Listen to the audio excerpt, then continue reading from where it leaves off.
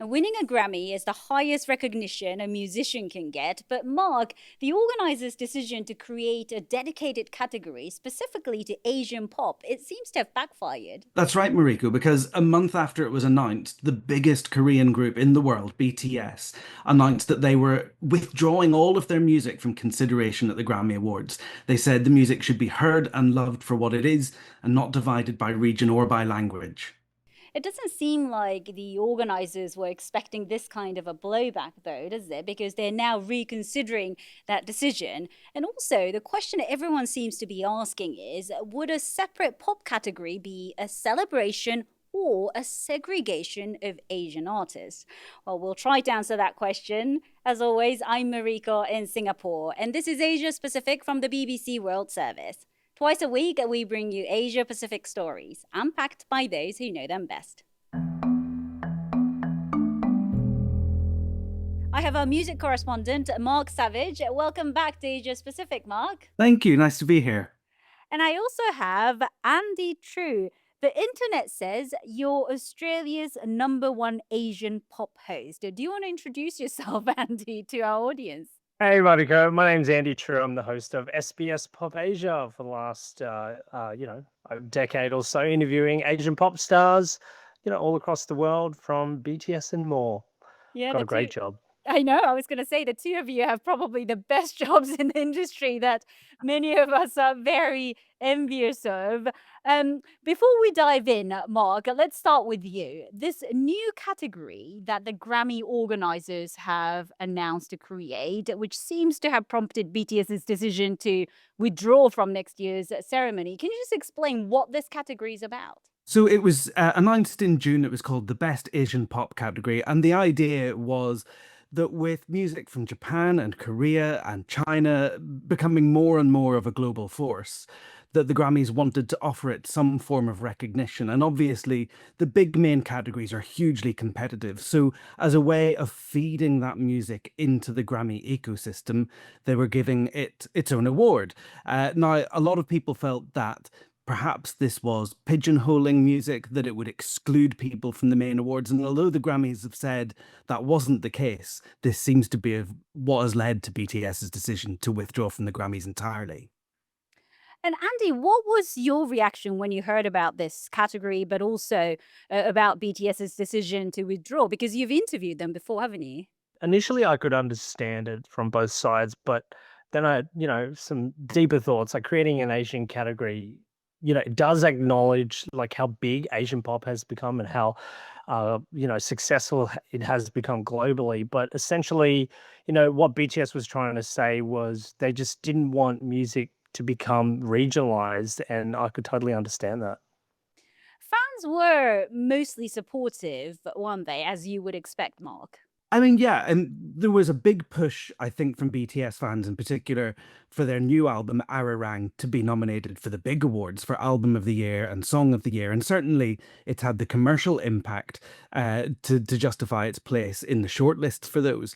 Some fans were worried that this would just, put a fence around BTS and stop them from getting into those big categories. I don't think that would have happened.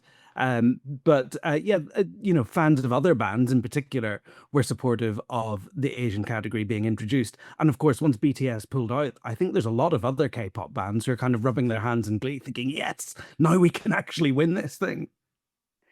As you said, though, Mark, the organizers, they came out saying that they were really sad about BTS's decision because it was intended to celebrate diversity rather than restrict artists. And also, they said that all these artists can still compete in general fields.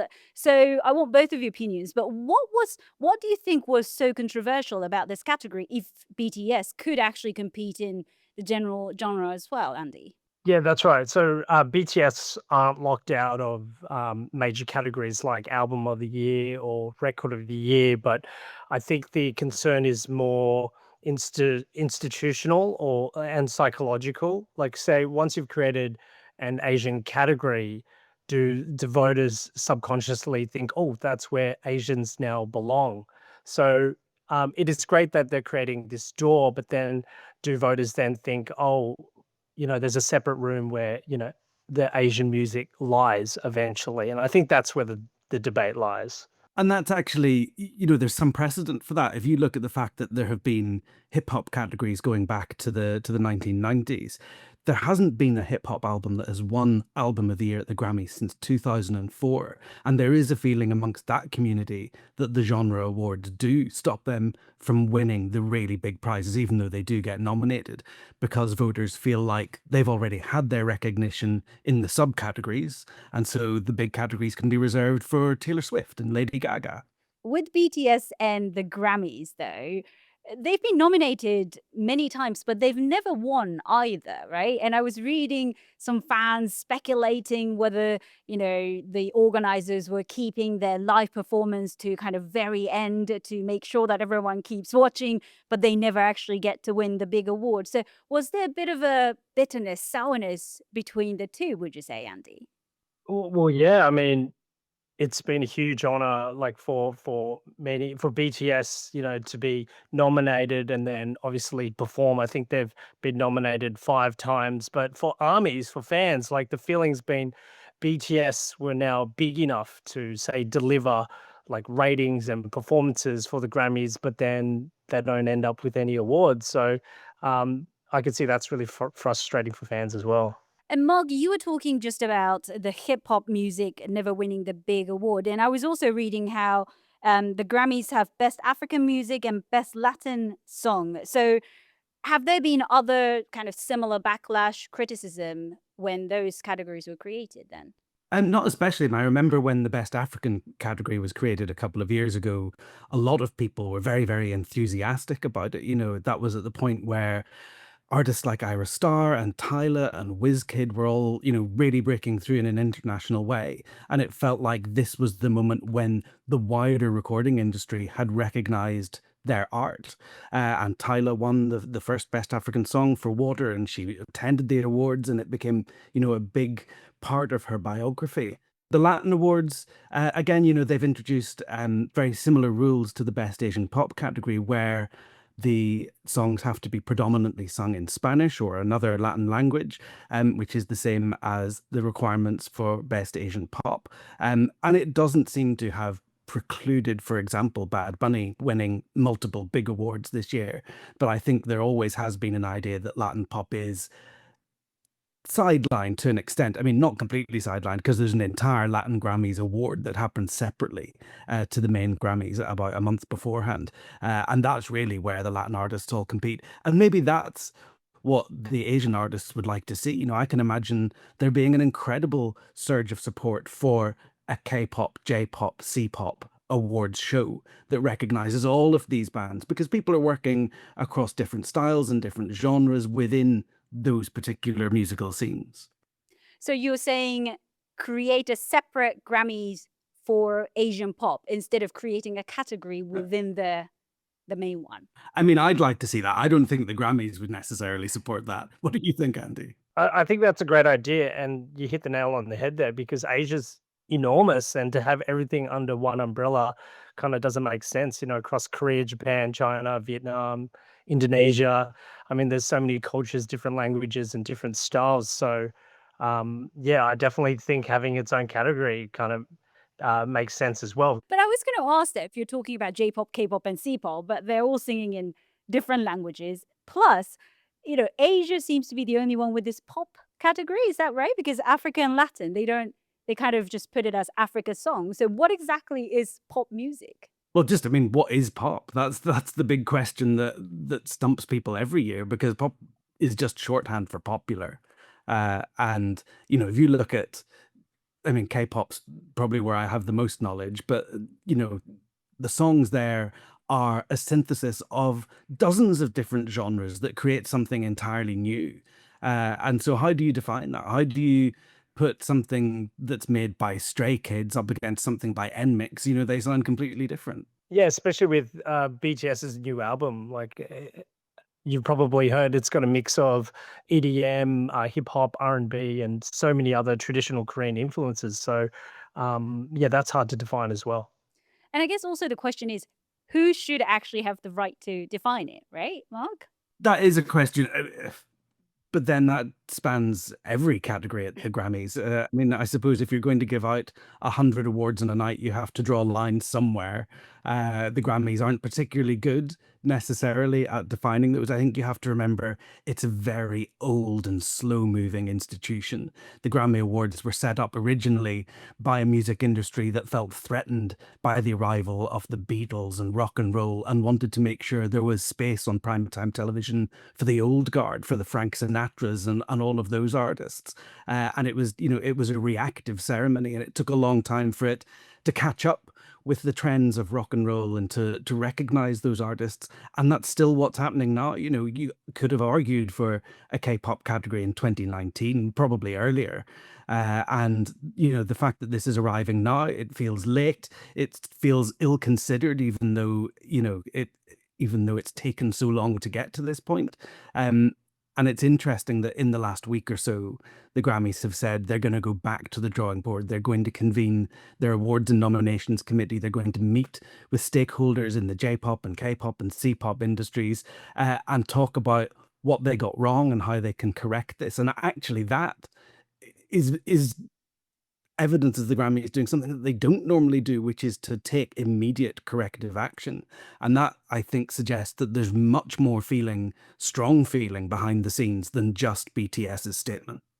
Oh, that's interesting, because I was going to ask, does that show how massive, how huge BTS has become, that losing them is too much of a blow to the Grammys?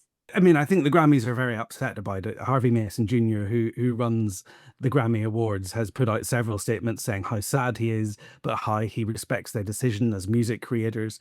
But yeah, BTS have one of the biggest selling albums of the year. They've got the biggest tour of the year.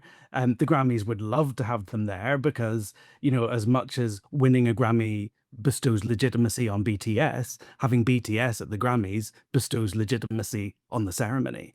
And so, yeah, it is a blow to them. But I think there does seem to be a hint that other people behind the scenes are equally dissatisfied. I mean, I was looking for other Asian artists to react to this decision by the Grammys to create this category in the first place. And Andy, I was actually asking you whether you knew of somebody who might have an opinion on it, but I couldn't really find many. And the ones who have spoken out were all very supportive of BTS. But I want to pick up on what you said earlier, which I thought was interesting, where you said, once BTS withdrew, some of the less popular Asian artists thought, it would actually give them a chance to win this particular category. So did you actually hear some positive feedback from some of the Asian artists? Well, initially, some of the Asian artists that we did bring up that conversation was around, yeah, it is a positive first step, but again, BTS opening that door for this debate and ARMYs being very dedicated and amplifying the message as well. They've got a really big point, and I guess for newer artists, definitely it would be a huge recognition. But it was actually interesting. We wanted to see whether other artists would align with BTS and other companies would stand together and say, this is a useful first step, but it just shouldn't become the final destination. And I think it's important that this award probably won't be given out on the main televised Grammy ceremony. They only present about 13 of the big awards during that 3-hour show. The rest are given out at what's called a pre-ceremony. It lasts about 5 hours. It streams on YouTube. It doesn't have the impact that the main ceremony would have. And if BTS felt like they were going to be, segregated into that part of the broadcast, maybe that would have felt like a demotion after they'd performed and been nominated in the big categories before.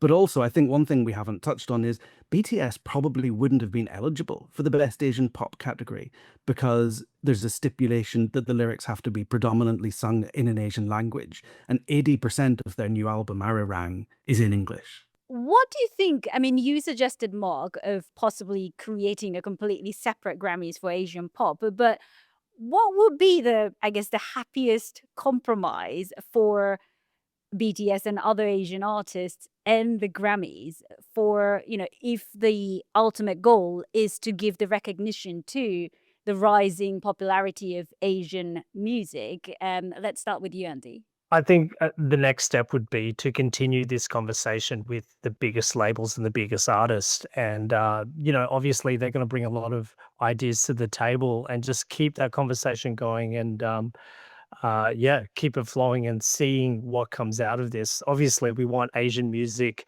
to be celebrated, so we want something there, but it just shouldn't be treated as regional artists or after becoming global artists. Yeah, I agree. I think the introduction of the category felt like it was a positive overture to the industries in those countries. I can see why people do feel like it's not appropriate at this point. But what the Grammys have been doing for several years is making sure that there is increased representation of artists from across Asia on their voting academy. In the K-pop world, BTS have been voters at the Grammys since 2019. Recently, they've added members of 17, of ENHYPEN, of Stray Kids, of LE SSERAFIM, and that is making sure that there is a voice for those artists in the voting categories, both for this new award, but also in the main four prizes: Album of the Year, Song of the Year, Record of the Year, and Best New Artist. And the idea is that as K-pop, J-pop, C-pop become bigger commercially, and they already are quite big commercially, that will bleed into the main categories naturally as a result of the Academy expanding its scope. But obviously, the big first step has backfired a bit. The Grammys is built around respect for songcraft. And by that, they mean Tin Pan Alley, Songcraft. And, they love a Bruno Mars who will be a throwback artist and refer to his Al Greens and, his Marvin Gayes at the same time as making pop music. And K-pop is such a kind of Frankenstein's monster of 20 different styles all in one song. Hugely ambitious, but not songwriting in the traditional way, that I think Grammy voters have a hard time understanding it. And there's probably an education campaign that needs to go on within the Grammy community before the music can be recognized alongside pop peers like Taylor Swift and Lady Gaga and Beyonce. We'll see what the organizers do about this controversial category. But thank you so much for joining me, Andy and Mark. Thank you. Thanks very much. You've been watching Asia Pacific from the BBC World Service with me, Marika Oi, in Singapore. If you have any thoughts or comments on what we covered in this episode or any other stories from the region, please leave us a comment below. You can also get in touch with us on email, asiapacific@bbc.co.uk, and click like and subscribe so you never miss an episode. See you next time.